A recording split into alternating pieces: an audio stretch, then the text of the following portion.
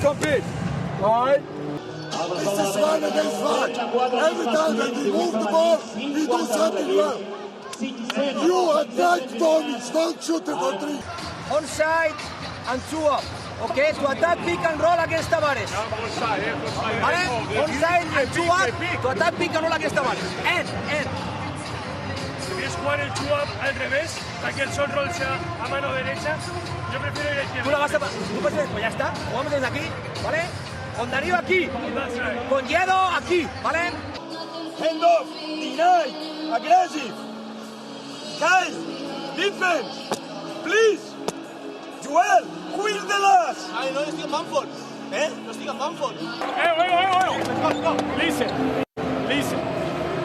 ¿Me escuchas o sigues hablando tú? ¿Me escuchas a mí? No, estoy hablando yo ahora. Arrive and shot. It's okay, it's perfect. It's perfect. Arrive and shot, perfect. And deep.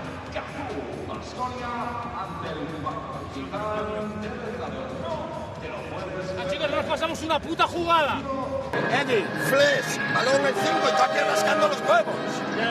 Ya, pero no. Go to the balls again. Single side, full side, coming off the screens, post ups. Very easy. Don't drive against these guys. How many open shots we have in the first quarter doing the thing?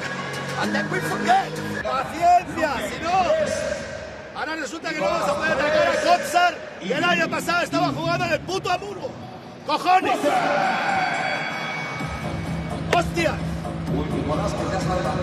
2 balones perdidos de mis bases contra el puto Kotsar. ¡Coño!